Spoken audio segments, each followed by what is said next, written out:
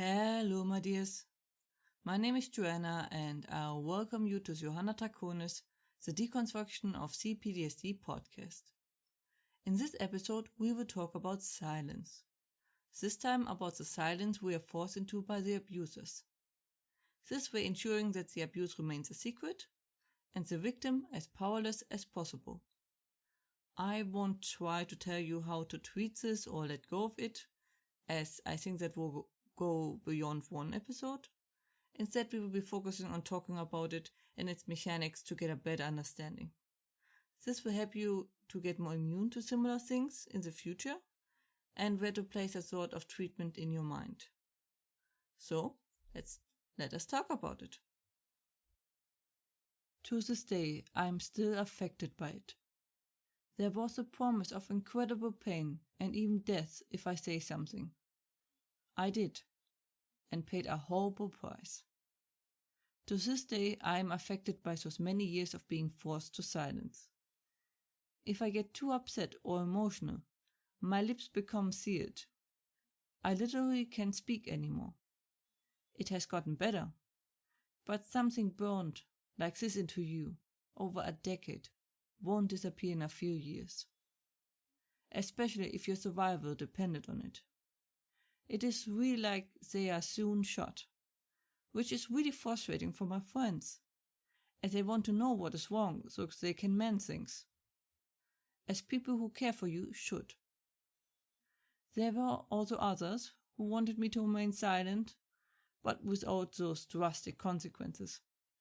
They just made it obvious that no one was interested in what I had to say. I had a lovely environment growing up. These are habits and lessons taught during the abuse that you need to unlearn and relearn healthy alternatives. I talked about it in episode 31, Rewrite Your Brain.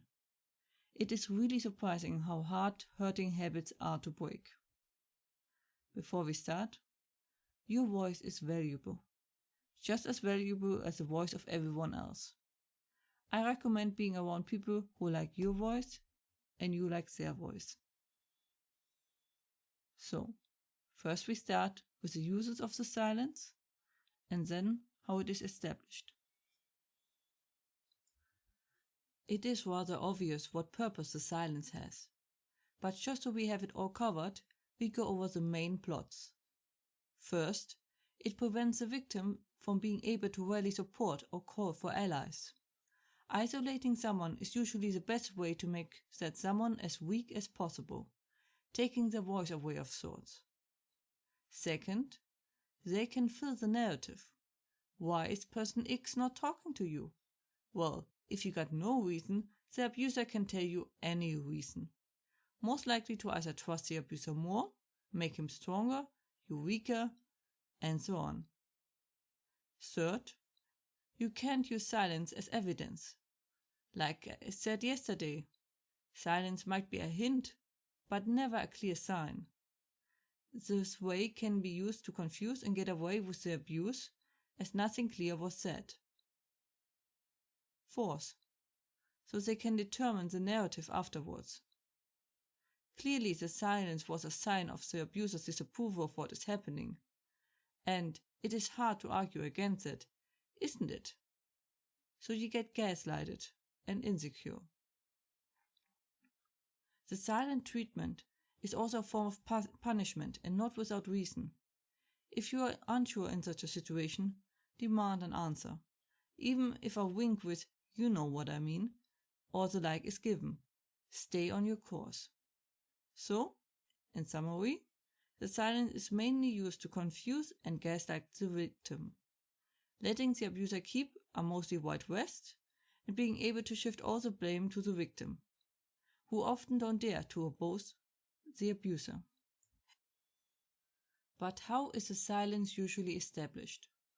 There are three ways: the direct, indirect, and the passive way, going from obvious to not obvious.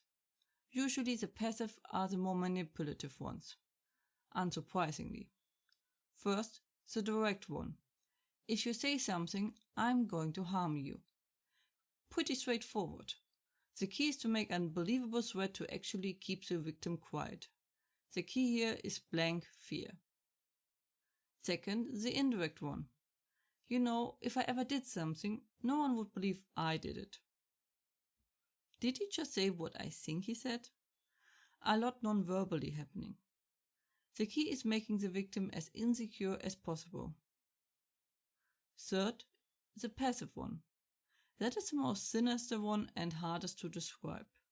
It is basically making the victim feel out of place whenever they say or do something. The key is to confuse the victim as much as possible. You might be treated with one or up to all three versions. Some more frequent than others. All of them have the purpose to discourage the victim from speaking about it. This way it stays a secret. Then there is always the nice addition of involving others, be it co-workers, neighbors, etc. But of course, the best are the enablers, who the abuser can use and play like he wants. Either way, they are used to enhance and magnify the version of the abuser. This way giving you the impression you are the abusive or weird one. You are the one going against the group. You are the one in the wrong. Unless it is enablers, then those people are often not even aware that they are helping with abuse. Abusers are often very good in spinning the narrative into a version they prefer. And the silence they use is really helping them. I am sadly in the position again that I am sick. Not really sick, more the exhaustion form of sick. It sucks. You can't really do anything and your pile of work just gets bigger. It's frustrating, but that is how it is. I also know why I am sick. Because at the moment there are a lot of things in my life that make me sick.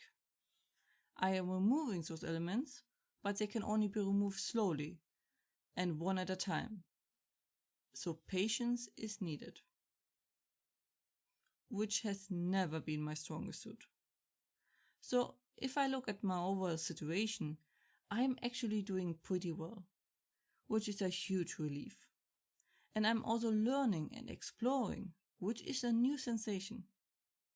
I broke out of the cage and now slowly spreading my wings. So I shouldn't be upset that I can fly yet, but happy that I can finally stretch my wings and enjoy that feeling after being stuck in the cage for so long. But as usual and typical human, I just see the sky above me and just want to fly like the others. That is sadly not how it works. As much as I would like just to focus on this right now. So, while I try to appreciate the spreading of my wings more, I will also try to be more generous with myself for not erasing every problem at the same time. But honestly, I tend to be quite stubborn. That was it for today's episode. I hope you liked it, and my voice is fine. And, as usual, if you have any questions or feedback and the like, please let me know at contactme@johannatakonis.com.